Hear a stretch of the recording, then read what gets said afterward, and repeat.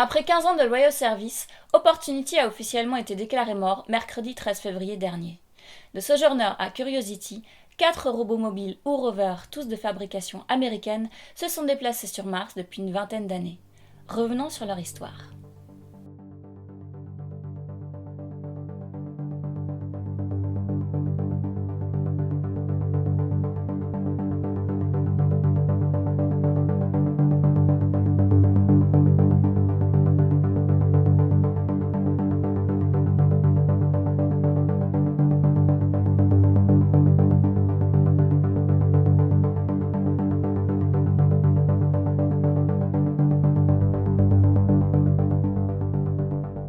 Lancé le 4 décembre 1996, Sojourner, embarqué à bord de la sonde spatiale Mars Pathfinder, est le tout premier rover à atterrir sur Mars.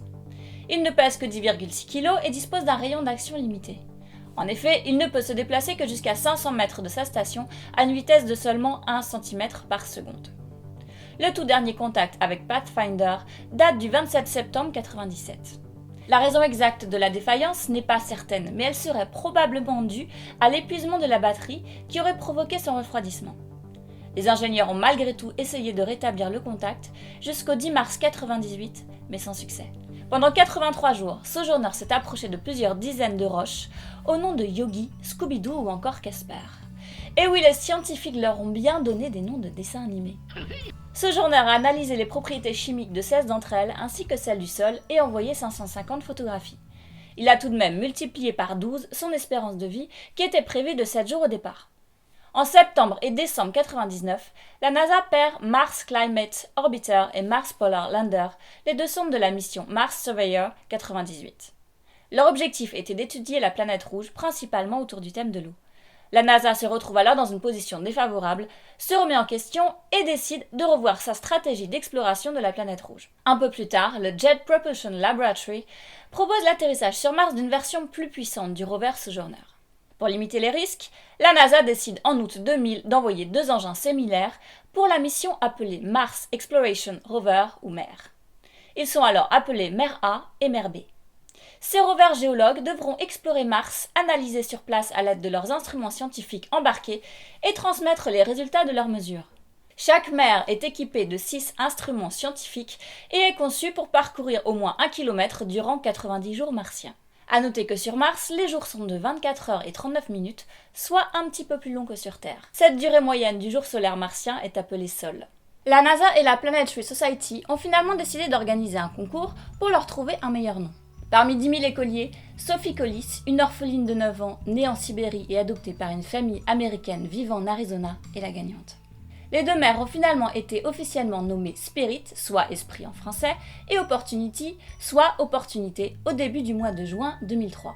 Je cite Sophie Collis. « Je vivais dans un orphelinat. Il était froid et sombre et j'étais seule. Je regardais le ciel étincelant et je me suis sentie mieux. Je me suis mis à rêver que je pourrais voler là-haut un jour. En Amérique, tous mes rêves peuvent devenir réalité. Merci pour l'esprit et l'opportunité. » Autre opération de communication de la NASA, plus de 3 millions de noms ont été gravés sur 2 DVD devant être déposés à la surface de Mars par Spirit et Opportunity. La sonde Spirit est lancée le 10 juin 2003 et la sonde Opportunity le 7 juillet 2003 à bord de fusée Delta II de la base de lancement de Cap Canaveral. Le module d'atterrissage du robot Spirit se pose le 3 janvier 2004 au sud de l'équateur, dans le cratère Ksev, formé par l'impact d'une météorite de grande taille il y a plusieurs milliards d'années.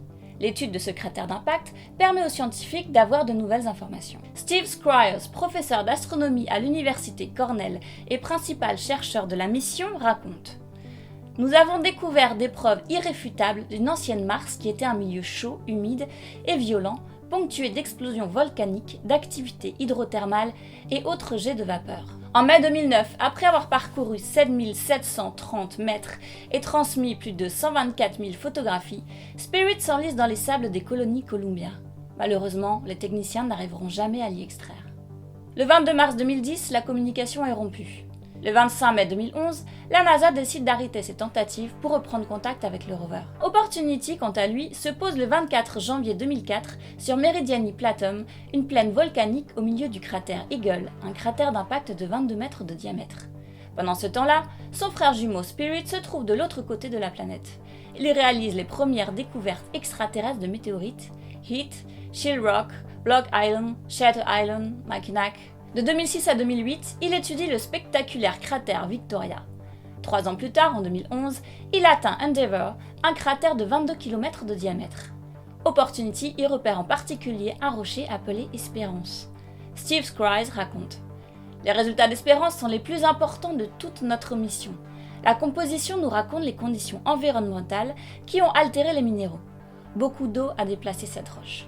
Sa composition démontre pour la première fois que de l'eau de pH neutre a coulé en ce lieu. Jusque-là, les résultats des analyses précédentes montraient des signes d'une eau très acide ou très saline, donc peu propice à accueillir la vie. Conçu pour fonctionner au minimum durant 90 jours martiens et parcourir 600 mètres à la surface de Mars, les 2 rovers ont largement dépassé les espérances des scientifiques. Opportunity a quant à lui fêté son 5 millième sol, c'est-à-dire jour sur Mars, le 17 février 2018.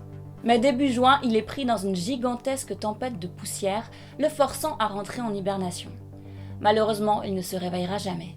Suite à la mission Mars Exploration Rover, la NASA lance en 2011 la mission Mars Science Laboratory. La sonde spatiale est lancée le 26 novembre 2011 par une fusée Atlas V.